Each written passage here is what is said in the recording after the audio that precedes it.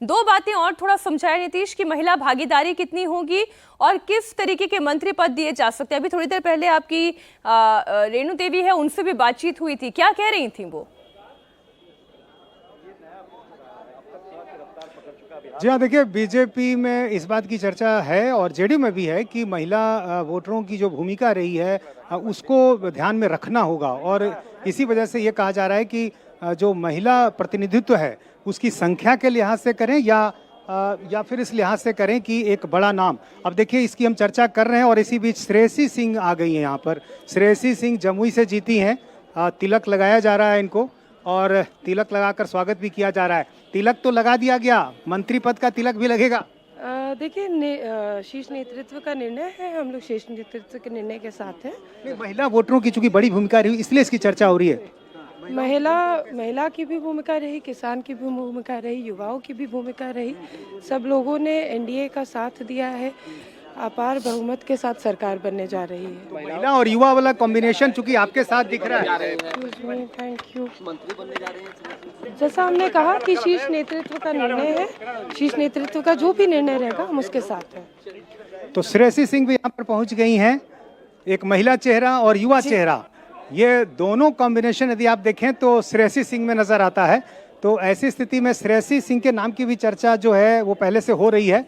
तमाम वो चेहरे जिसका हम लोग जिक्र बार बार कर रहे हैं। मोदी ने एमवाई समीकरण भी एनडीए के लिहाज से समझाया था कि महिला और यूथ, इसके अलावा अगर मुसलमानों की बात की जाए तो भी जेडीयू की तरफ से कुछ मुस्लिम प्रत्याशियों को टिकट दिया गया था और जिस तरह से जनादेश रहा है बिहार में वो बताता है कि मुसलमान वोटर्स ने भी बढ़ चढ़कर वोट एनडीए के पक्ष में दिया है। तो क्या उनका प्रतिनिधित्व भी देखने को मिलेगा?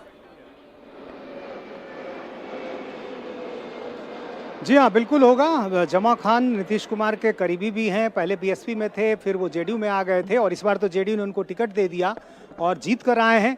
पिछली बार भी ये बातें रही थी कि जितनी संख्या में टिकट मुस्लिम को दी गई उस अनुपात में उनकी जीत नहीं हो पाती है।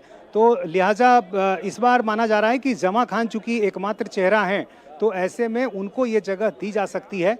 एक सांकेतिक तौर पर भी ये बात लागू होती है और दूसरी बात कि चूंकि कई इलाकों से इस तरह की खबरें आई हैं कि बीजेपी के साथ रहते हुए जरूर मुसलमानों की नाराजगी इस बार दिखी थी, खासतौर से वक्फ बोर्ड को लेकर जो नीतीश कुमार का स्टैंड था और तमाम पिछले 5 सालों में जो चीज़ें हुई, लेकिन बावजूद कई इलाकों में जिस तरह से नीतीश कुमार की स्कीम का लाभ मुसलमानों तक भी पहुंचा है और नीतीश कुमार ने अल्पसंख्यक समाज के लिए पिछले 20 सालों में जो काम किए हैं उसको ध्यान में रखते हुए मुसलमानों के एक तबके ने नीतीश कुमार को भी वोट किया है।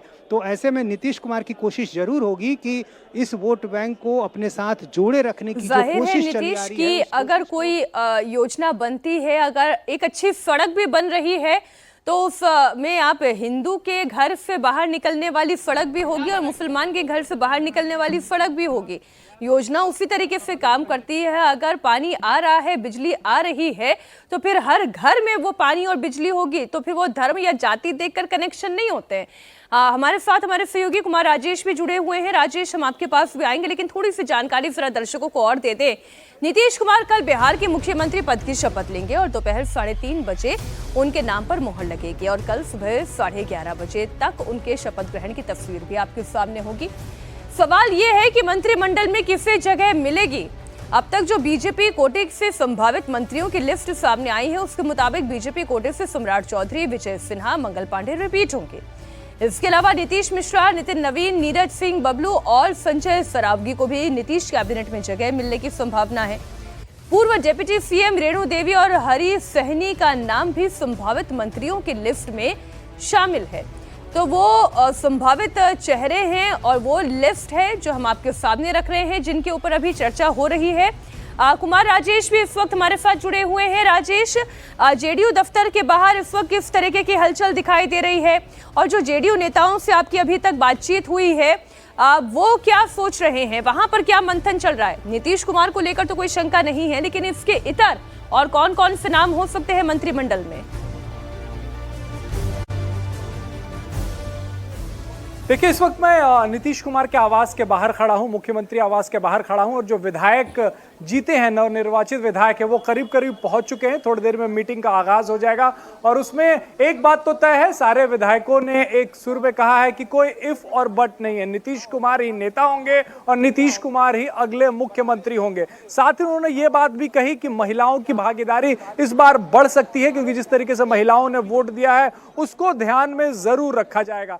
तीसरी अहम बात जो उन्होंने कही कि जो सामाजिक गठबंधन है, सामाजिक ताना बाना है, या फिर हर एक वर्ग का जो समर्थन इस बार नीतीश कुमार को मिला है, एनडीए को मिला है, उसका ध्यान रखा जाएगा और मंत्रिमंडल में उनको उस तरीके की हिस्सेदारी, उस तरीके की भागीदारी मिलेगी। कल ललन सिंह और संजय झा जो हैं वो दिल्ली से लौट आए, गृह मंत्री से उनकी बैठक हुई, उसके बाद लौट आए, तो कहा यह जा रहा है कि करीब करीब मंत्रियों के नाम पर जेडीयू में अंदरूनी मोहर लग चुकी है। आज जो है वो बता दिया जाएगा लोगों को कि आखिर कौन मंत्री बनने वाले हैं। उसमें अगड़ी जाति से भी लोग हैं और पिछड़ी जातियों से भी लोग हैं, और खास करके दलित और महादलित का ध्यान रखा गया है। जो संभावित मंत्रियों के नाम आ रहे हैं, जो नीतीश कुमार के करीबी हैं, वो तो मंत्रिमंडल में नजर आएंगे ही, ऐसा कहा जा रहा है। चाहे वो विजय कुमार चौधरी हो, श्रवण कुमार हो, विजेंद्र यादव हो, अशोक चौधरी हो, ये मंत्रिमंडल में नजर आएंगे। जो नए नाम हो सकते हैं उसमें जमा खान, जैसा नीतीश बता रहे थे, वो हो सकते हैं। लेसी सिंह का नाम भी इस वक्त सामने आ रहा है कि वो भी बन सकती हैं। जो हमारे पास जो जानकारी आई है, श्याम रजक जो है उन्हें फिर से मंत्रिमंडल में जगह मिल सकता। तो ये संभावित नाम जो है वो निकलकर सामने आ रहा है, लेकिन अंदरूनी खबर ये है कि नाम तय हो चुके हैं और वो सार्वजनिक जो है वो शपथ ग्रहण से कुछ घंटों पहले देखिए, ये तो वो संभावित नाम हैं जो सामने आ रहे हैं। हमारे रिपोर्टर्स चुनावों से काफी पहले से लगातार फील्ड में थे, तो उस लिहाज से ये चीजें, ये बातें सामने आ रही हैं। लेकिन कल जब शपथ ग्रहण होगा तब तस्वीर साफ होगी, और जिन चीजों का ख्याल रखा जाएगा उसमें जातीय समीकरण के अलावा क्षेत्रीय समीकरण भी होगा। बहरहाल, बीजेपी की मीटिंग में हिस्सा लेने पहुंचे लालगंज से विधायक संजय सिंह का कहना है, विधायकों की बैठक में डिप्टी सीएम के नाम पर फैसला होगा। हमारे साथ हैं संजय सिंह, जिन्होंने शिवानी शुक्ला को हराया है लालगंज से।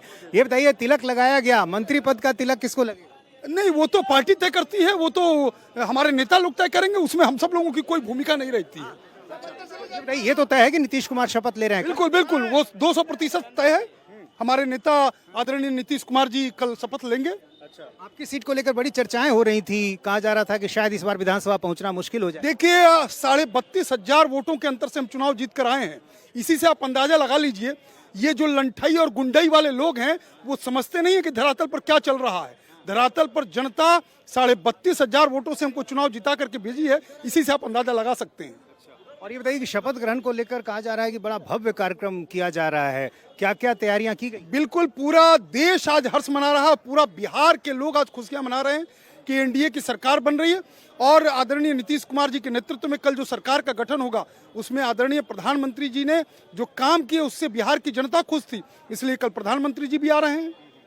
डिप्टी सीएम को लेकर कोई जानकारी, क्या जो पहले थे वही रहेंगे या बदलाव? हम लोगों का विषय नहीं है, हम सब लोग कार्यकर्ता हैं, जो नेतृत्व तय करेगा वो हम सब लोग